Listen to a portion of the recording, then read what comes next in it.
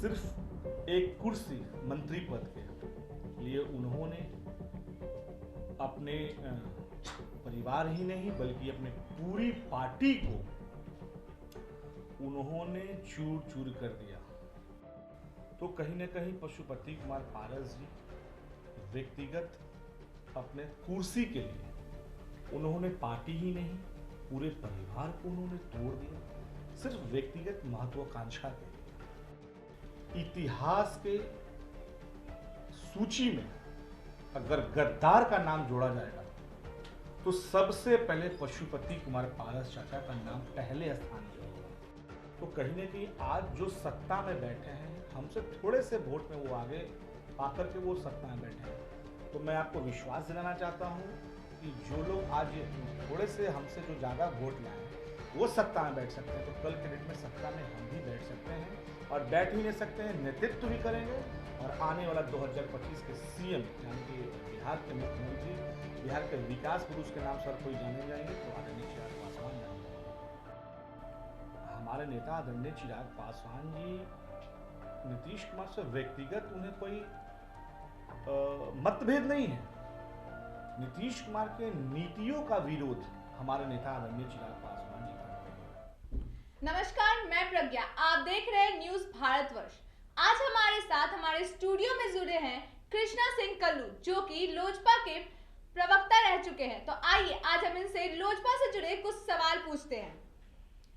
तो आप हमें ये बताइए कि आप इतने दिनों से एलजेपी से जुड़े हुए हैं, तो ऐसा क्या एलजेपी में हुआ जिससे पार्टी को टूटना पड़ा? देखिए, व्यक्तिगत महत्वाकांक्षाओं के लिए हमारे चाचा पशुपति कुमार पारस जी ने सिर्फ एक कुर्सी मंत्री पद के लिए उन्होंने अपने परिवार ही नहीं बल्कि अपने पूरी पार्टी को उन्होंने चूर चूर कर दिया। और कहीं ना कहीं इसके मुख्य जिम्मेवार बिहार के मुखिया श्री नीतीश कुमार जी के द्वारा षड्यंत्र रचा गया था, जिसमें हमारी पार्टी को इतना बड़ा नुकसान हुआ।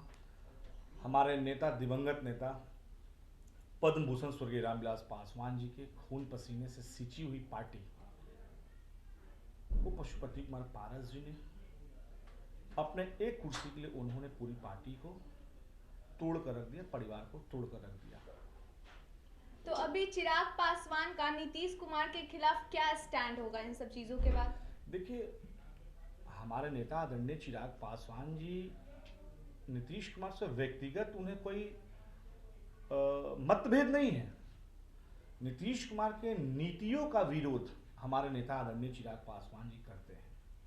हमारा विजन जो है बिहार फर्स्ट, बिहारी फर्स्ट। जब हम एनडीए के साथ में थे तो हमारे नेता ने बिहार फर्स्ट, बिहारी फर्स्ट यात्रा पे निकला और बिहार के तमाम जिलों का उन्होंने दौरा किया। तो बिहार की जनता ने अपने पत्र के माध्यम से जो बिहार में कमियां थी, जहां कार्य अधूरे किए गए थे, उस कार्य को हमारे नेता आदरणीय चिराग पासवान जी तक उन्होंने पहुंचाने का कार्य किया। और जनता की आवाज बनकर हमारे नेता आदरणीय चिराग पासवान जी ने माननीय बिहार के मुख्यमंत्री श्री नीतीश कुमार जी को पत्र के माध्यम से उन्हें वो अवगत कराया। लगातार वो सोचते थे कि बैठ के हम लोग बात करके कोऑर्डिनेशन कमेटी बना लेंगे, ताकि बिहार की जनता के लिए ही सब चुने जाते हैं, चाहे वो विधानसभा का सदन हो या लोकसभा का सदन हो। नीतीश कुमार जी ने अपने नेता से कालीदास से लेकर के सूरदास तक उन्होंने कहलवाने का कार्य किया और एक बार भी माननीय नेता चिराग पासवान जी से उन्होंने मिलने का समय नहीं दिया और किसी भी पत्र का उन्होंने जवाब नहीं दिया। यही कारण है कि हम लोग एनडीए से बिहार विधानसभा 2020 में हम लोग अलग हुए। अगर हमारी अपनी महत्वाकांक्षा होती व्यक्तिगत, तो जहां तक तमाम मीडिया के साथियों की जानकारी है कि लोग राज्यसभा का 1 सीट, 3 एमएलसी और 15 विधानसभा सीट एनडीए हम लोगों को दे रहा था और रेड कारपेट हम लोगों के लिए बिछा दिया गया था। लेकिन हमारे नेता आदरणीय चिराग पासवान जी ने समझौता नहीं किया और हम लोगों ने अकेले चलने का प्रयास किया और बिहार की जनता ने मुझे 7% वोट दिया, यानी कि 25 लाख मत हम लोगों को मिला। तो कहीं ना कहीं आज जो सत्ता में बैठे हैं, हमसे थोड़े से वोट में वो आगे पाकर के वो सत्ता में बैठे हैं। तो मैं आपको विश्वास दिलाना चाहता हूं कि जो लोग आज थोड़े से हमसे जो ज़्यादा वोट लाए हैं वो सत्ता में बैठ सकते हैं, तो कल के डेट में सत्ता में हम भी बैठ सकते हैं, और बैठ ही नहीं सकते हैं, नेतृत्व भी करेंगे। और आने वाला 2025 के सीएम यानी कि बिहार के मुख्यमंत्री, बिहार के विकास पुरुष के नाम से कोई जाने जाएंगे तो आदरणीय चिराग पासवान जाने जाएंगे। तो वहीं अभी एक खबर आ रही है कि रीना पासवान पशुपति पारस पे आरोप लगा रहे हैं कि उन्हें ब्लैकमेलिंग किया जा रहा था, तो इस पे आपका क्या कहना है? देखिए, जिस तरीके से हमारी माँ का जो कल पीड़ा सामने आया, ये अपने आप में बहुत ही दुख भरा दर्द सामने आया। आप तमाम साथियों ने भी उस वीडियो को देखा, 2-3 चैनल में उनका जो आया था। तो कहीं ना कहीं पशुपति कुमार पारस जी व्यक्तिगत अपने कुर्सी के लिए उन्होंने पार्टी ही नहीं, पूरे परिवार को उन्होंने तोड़ दिया, सिर्फ व्यक्तिगत महत्वाकांक्षा के लिए। एक बार उन्हें बंद कमरे में अपने परिवार के तमाम लोगों के साथ बैठ कर उन्हें बात करने की आवश्यकता थी।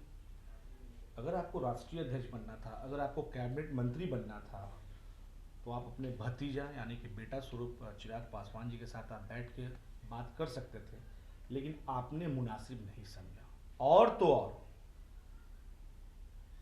इतिहास के सूची में अगर गद्दार का नाम जोड़ा जाएगा तो सबसे पहले पशुपति कुमार पारस चाचा का नाम पहले स्थान पे होगा, क्योंकि उन्होंने जिस तरीके से गद्दारी की है और उनके सहयोगी बिहार के मुखिया श्री नीतीश कुमार जी के द्वारा उनके नाम को उनके साथ जोड़ा जाएगा, गद्दार के लिस्ट में पहला नाम पशुपति कुमार पारस जी का होगा, जिन्होंने अपने व्यक्तिगत महत्वाकांक्षा के लिए अपने परिवार को उन्होंने तोड़ दिया। हमारे नेता दिवंगत स्वर्गीय रामविलास पासवान जी के बनाए बंगले को उन्होंने तार तार कर दिया। पशुपति कुमार पारस जी कहते हैं कि हमारे बड़े भाई थे, हमारे पिता स्वरूप थे, हमारे वो भगवान थे। तो पारस जी, आपको कौन सी जरूरत पड़ गई थी कि आपने अपने मंदिर को तोड़ा, अपने घर को जलाया, आपने अपनी जो प्रतिमा, जो भगवान कहते उस प्रतिमा को आपने तोड़ने का, खंडित करने का आपने काम किया, सिर्फ और सिर्फ अपने व्यक्तिगत महत्वाकांक्षाओं के लिए, अपने एक कुर्सी के लालच में। बिहार की जनता देख रही है, बिहार की युवाओं देख रही है, माता बहनें देख रही, कभी भी इन लोगों को माफ नहीं करेगी, माफ नहीं करेगी। तो वहीं दूसरी ओर यह भी खबर आ रही है कि चिराग पासवान और आरजेडी के बीच गठबंधन हो सकता है, तो इस पे आप क्या कहेंगे? राजनीतिक संभावनाओं का खेल है। राजनीति में न तो कोई अस्थायी दोस्त होता है, ना तो कोई दुश्मन होता है। राजद परिवार से हमारा व्यक्तिगत पारिवारिक संबंध आदरणीय लालू प्रसाद यादव जी, हमारे दिवंगत नेता स्वर्गीय रामविलास पासवान जी से जो एक ऐतिहासिक पारिवारिक रिश्ता रहा है, वो पूरा बिहार ही नहीं पूरा देश देखा। अभी 2 दिन पहले दिवंगत नेता हमारे 1 वर्ष पूरा हुए थे पुण्यतिथि पर, हमारे अभिभावक स्वरूप लालू यादव जी ने भी आया और काफ़ी देर तक उन्होंने रहा, पुष्पांजलि अर्पित की, माँ से उन्होंने मिला, चिराग भैया से उन्होंने मिला। तो कहीं ना कहीं इस पूरे प्रकरण को आप राजनीति से जोड़ के देख भी नहीं सकते हैं। राजनीतिक संभावनाओं का खेल है। राजनीति में न कोई अस्थायी दोस्त होता है, न अस्थायी कोई दुश्मन होता है। तो अभी 2 जगह से उपचुनाव की तैयारी की जा रही है, तारापुर और कुशेश्वर स्थान से। तो एलजेपी के द्वारा भी 2 उम्मीदवार उतारे गए हैं, तो उनके जीतने की संभावना कितनी जताई जा रही है? जैसा आप तमाम साथियों को यह जानकारी है कि लोक जनशक्ति पार्टी रामविलास के नाम से हमारा जो चुनाव आयोग ने फैसला सुनाया है और हमें जो लोगो दिया गया है, हेलीकॉप्टर दिया गया है, तो कहीं ना कहीं बिहार के विनाश पुरुष, आप उसको विकास पुरुष नहीं कह सकते हैं, माननीय मुख्यमंत्री जी को 71 से 43 पे बिहार की जनता ने ला दिया। और तो और बोलना तो नहीं चाहिए, ईश्वर को भी नागवार गुजरा जो उनके 2 विधायक आज के डेट में नहीं है जीवित। मैं उन्हें भी श्रद्धा सुमन अर्पित करता हूँ। बहरहाल 2 उपचुनाव हैं, हमारे नेता हेलीकॉप्टर से घूमेंगे और बिहार की जनता को ये बताएंगे कि बिहार में नीतीश कुमार जी के द्वारा क्या कार्य किया गया है और क्या कार्य नहीं किया गया है। तो आपने सुना कि कृष्ण सिंह कल्लू द्वारा लोजपा को देखते हुए क्या क्या कहा गया है।